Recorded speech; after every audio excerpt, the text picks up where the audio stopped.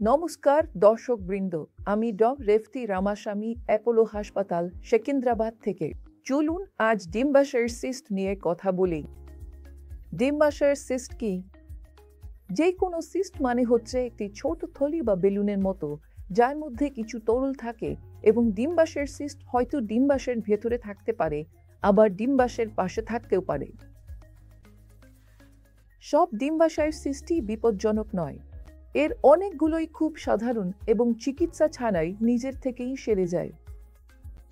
এগুলোকে functional cyst বলা হয়, এবং আমাদের যা করতে হয় তা হলো সিস্টটি ধরা পড়ার 1 বা 2 মাস পর আবার একটি আল্ট্রাসাউন্ড করানো। অবাক করার মতো বেশিরভাগ সিস্টই এমনিতেই চলে যায়। কিন্তু যদি না যায় এবং যদি এগুলো 5 সেন্টিমিটারের বেশি বড় হয়ে যায়, তখন আমরা দেখি সিস্টের ভেতরে কি আছে। আমরা এটা কিভাবে করি? আমরা একটি আল্ট্রাসাউন্ড করি এবং দেখি ভেতরের উপাদানগুলো পানির মতো নাকি ঘন, অথবা সেখানে চর্বি, কখনো কখনো নখ, চুলের মতো কিছু আছে কিনা। এগুলোকে ডার্মেড সিস্ট বলা হয়। কখনো কখনো ভেতরে চকোলেটের মতো ঘন পদার্থ পাওয়া যায়, তখন সেটা হতে পারে এন্ডোমেট্রিওটিক সিস্ট। কখনো কখনো সিস্টের গঠন বিঘ্নিত হয়, ভেতরে একাধিক ভাগ থাকতে পারে। তারপর সেই ভাগগুলোর পুরুত্ব মাপা হয়, সেগুলো পাতলা ভাগ নাকি মোটা ভাগ, যেগুলো সিস্টকে অনেকগুলো ছোট ছোট, আপনি জানেন, সিস্টে ভাগ করে দেয়, এবং কখনো কখনো সিস্টের ভেতরে কঠিন পদার্থ পাওয়া যায়। এসব আমাদের জানতে সাহায্য করে এগুলো সাধারণ cyst, serous cyst, mucinous cyst, dermoid cyst, endometriotic cyst নাকি ম্যালিগন্যান্ট সিস্ট। এর ওপর ভিত্তি করে আমরা চিকিৎসা করি, এবং যদি এটা সাধারণ সিস্ট হয়, তাহলে আমাদের যা জানা দরকার তা হলো শুধু সিস্টটি সরিয়ে ফেলা এবং ডিম্বাশয়টি রেখে দেওয়া। ডিম্বাশয় একজন নারীর জন্য অত্যন্ত গুরুত্বপূর্ণ।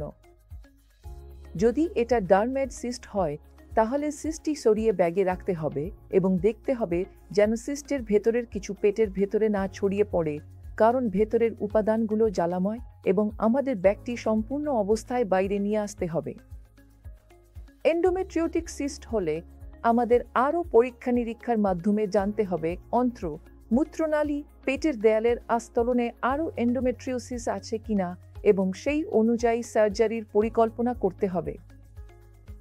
যদি এটা ম্যালিগন্যান্ট সিস্ট হয়, তাহলে হ্যাঁ, আমাদের আরও পরীক্ষা করতে হবে যাতে বোঝা যায় কোন ধরনের সার্জারি উপযুক্ত, সার্জারি করা যাবে কিনা, নাকি কেমোথেরাপি দিতে হবে।